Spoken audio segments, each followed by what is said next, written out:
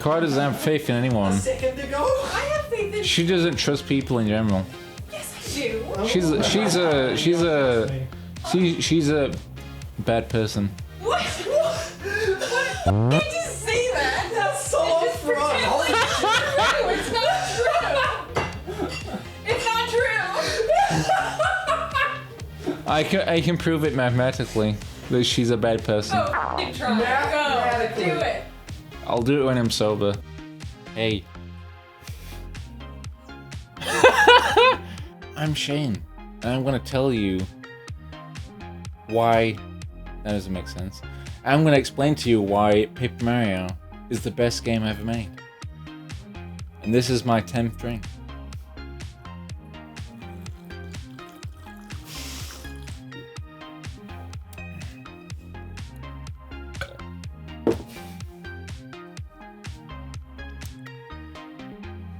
What were we doing again?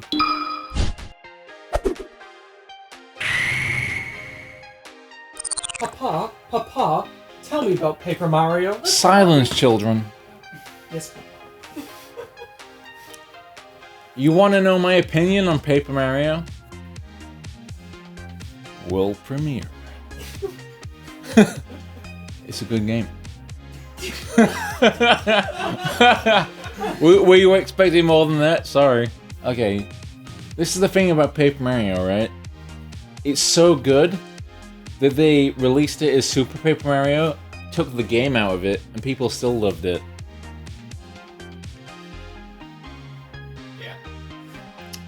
I feel like you have to convince me because I don't like Paper Mario. Ignore her. I will. And already have begun to. Okay, so Paper Mario was like co-developed by Nintendo and Intelligent Systems. Those are the people who made Fire Emblem and other games. Like Advance Wars. That's a good one. There you go. I remembered it. Congratulations, Drunk Shane. Shane, tell me about the aesthetic of this game. It's good. It's like everything's basically a pop-up book, but it kind of knows that it's a pop-up book. And that's what's good about it. It's a self-aware kind of pop-up book video game. But what makes the world good isn't the aesthetic, it's the writing and the characters and how those characters interact. And like, let's just pretend Super Paper Mario wasn't a game. Let's just pretend that Super Paper Mario RPG wasn't a game. Let's just... It wasn't a game. So Paper Mario was the first game where enemies lived alongside regular townsfolk like toads, and you're just like, oh this is an actual world with an economy, and people talk to each other, and they're friends, and it doesn't matter what race they are just people. And you go around to the townsfolk and talk to them, and you're like, that's what a person would say, and that's cool. This is gonna be a fucking terrible video. I'm already involved. Did you come today? That's what I do. I drink and I know things. That's also, coincidentally, what my sweater says. Because I know things and I drink. What's the combat like in Paper Mario? Good as shit. You go into a battle, and then you'll select your hammer and hold back, and then you hit things, and you look me in the eye and tell me that doesn't feel like you're hitting shit with an hammer. Fuck you. Shut the fuck up. I'm not talking to you. Yeah, you are right now. You literally pointed at me. That's not true. That's a factual lie. The story in this game is that Bowser steals a star rod. I don't know what that is. but he steals it anyway. And then he's like, Mario, fight me, bitch. And then Mario fights him in a fight that Mario can't possibly win. And Mario gets his ass kicked and then is thrown away out the window into a forest somewhere. And then some star comes down into Mario's dreams and tells him that he needs to collect the 7 stars. And that's the game. But luckily, the story of this game doesn't matter. Because it's the best RPG ever made.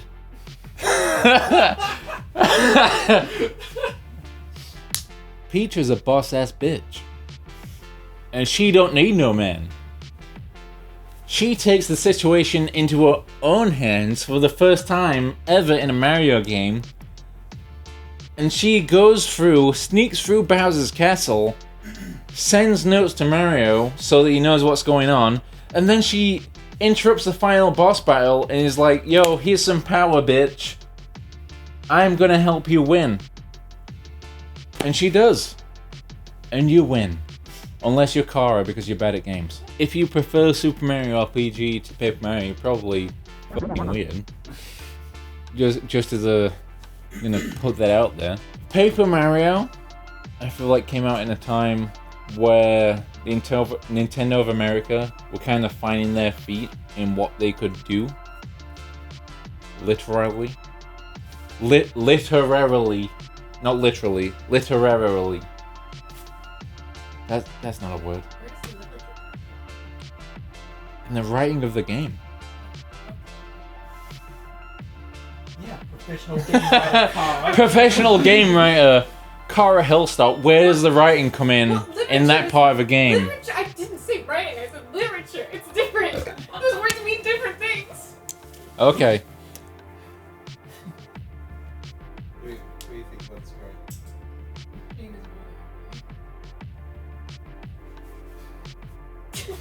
You can walk up to a Koopa Trooper and just f***ing talk to him about his day, and he lived next to a toad.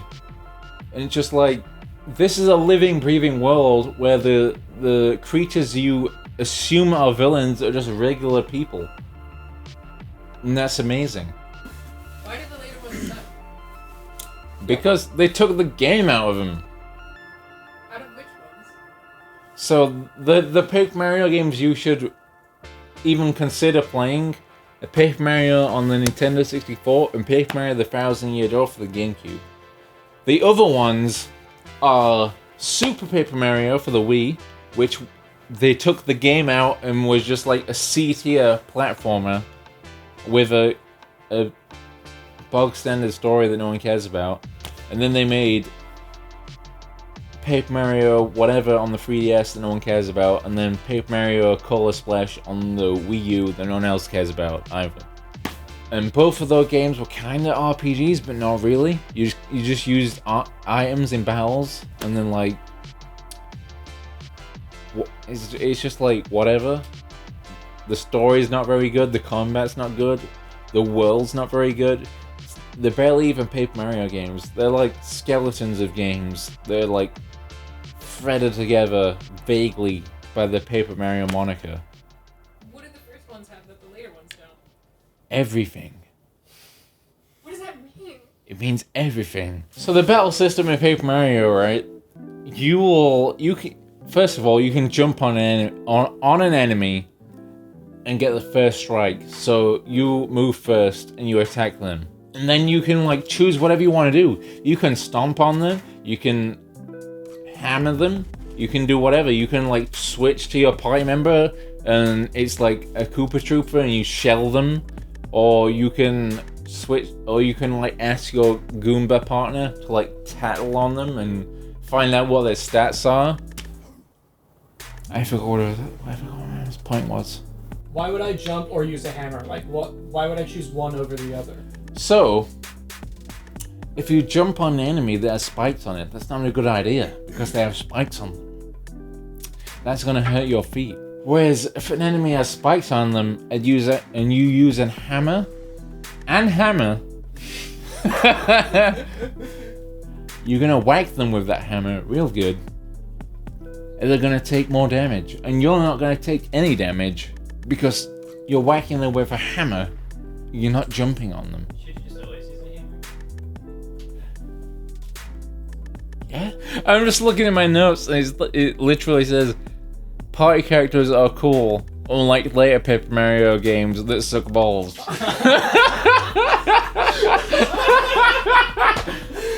The best part is, I am not wrong. There's like a Goomba, a Koopa Trooper, a spark of electricity that doesn't make any sense. There's a fish called Sushi. Of fucking course it is. There's... What else is there? Shut up. I'm gonna check Wikipedia. Did you know gaming should be Wikipedia?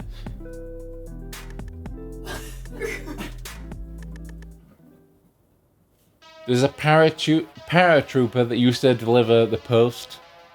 He doesn't name it anymore because he's working for Mario.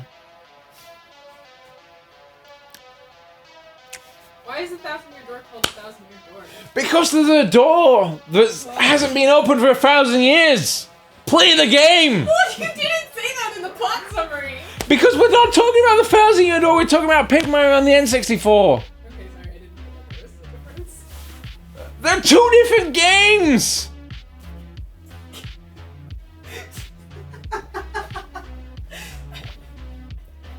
Oh my god. Okay, so the partners are a Goomba called Goombario, a Koopa called Koopa, surprisingly, a Bob-omb called Bob-met, a Paracoopa called Paracari, a Boo called Bow, or Bo, I don't know. The games are in text, they don't say the names. I'm gonna guess it's Bo, because she has a bow on her hair. Then there's What, that is a watt of electricity that just like kinda like exists. Then there's Sushi, which is a fish, obviously, because what the f else would sushi be?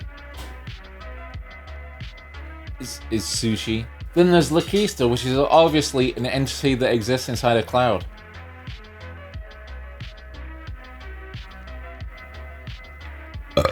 Alright, buddy, I got your chicken. I got your nuggets. You're not peanut butter gamer. That's true, you're not Peanut Butter Gamer. I'm not, but I'm. You're as tall and handsome as him, but you're not Peanut Butter Gamer. Look at this sweet man. I want a nut. Shane, I don't care what you want. give me a nut. No. I'll come get it.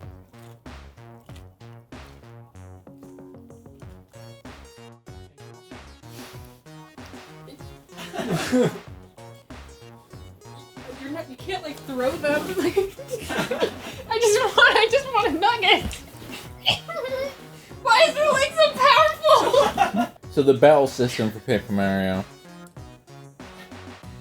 you can like hold the analog stick back, and then when you hold the analog stick back, that pulls the hammer up, and then you can hit things with a hammer. That's great. Shane, who's your favorite companion? Sushi? No. Is it this part? No. Is it the paratrooper who delivered mail? Maybe. You know what? It's Bow. Because she slaps the shit out of people. Luigi has a diary in this game where he basically just confesses all his fears and confirms himself as the inferior Mario Brothers. Brother. Which is amazing. Where else are you going to get that information? Wikipedia, unlikely. As I have attempted many times. Or the Mario Wiki? Okay. Yeah, a little warm, buddy? I'm a little bit warm actually, yeah. Let's take this sweater off.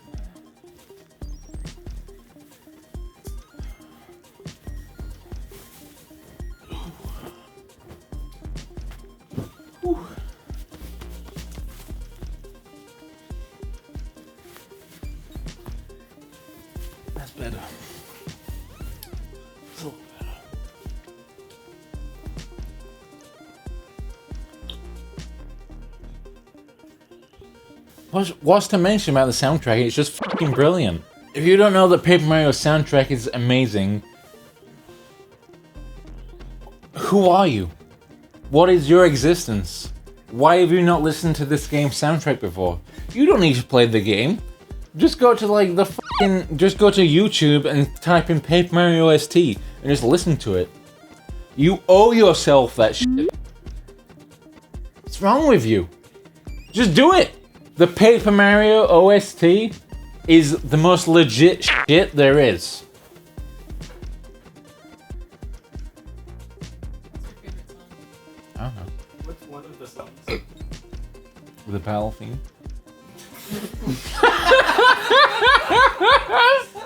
How do you feel Paper Mario stacks up against other N64 games? Oof. It is definitely better than GoldenEye 007 for the N64, which is at most a 6 out of 10 game. In what ways is it better than GoldenEye 007? I feel insulted by the question, to be frank. Playing GoldenEye feels like you've abducted a cat and you have its paw in front of you and you're using its paw to input the information into the game. You're just going at it. Whereas Paper Mario, you hold that analog stick back. Mario raises his hammer back. Yes! You know what I'm talking about. You hear that 3, 2, 1. He swings his hammer forward. You feel that momentum. You look me in the eye and tell me it doesn't feel like you're smashing a guy in the face with a fucking hammer. You look me in the eye and tell me that. Do you know what that feels like? Yes!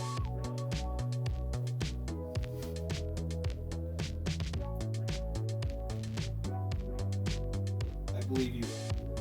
You should. The first Paper Mario and the second, by extension, was so good that this series has managed to live on with 3 hit games. Super Paper Mario. If you like it, I'm sorry, but you're wrong. The 3DS game. I don't. Star. Sticker Star. That's what it's called. I don't care to remember what it's called. And Color Splash on the Wii U. Whatever. I don't care either. The Paper Mario legacy lives on. Paper Mario on the N64. Paper Mario the Thousand Year Door. Both amazing games. That's all you need to know about them, frankly. The first time I played Paper Mario 64 was on an emulator because the N64 was already dead by the time that game came out in Europe. And that was the only way to play that game, unless you wanted to spend $500 on a cartridge for Paper Mario. So my first experience of Paper Mario was Paper Mario like 10 frames per second on some shitty old desktop computer on Project 64. And I still loved it. So you have no excuse. You either enjoy it or you have taste in games.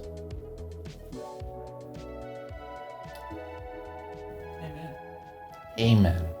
Who would you like to see explain what drunk? Let us know in the comments below. If you enjoyed this, please remember to like and subscribe for more. It really does help. And don't worry, madness is almost back. You don't have that long to wait. In the meantime, check out me explaining Skyrim drunk. It was a train wreck.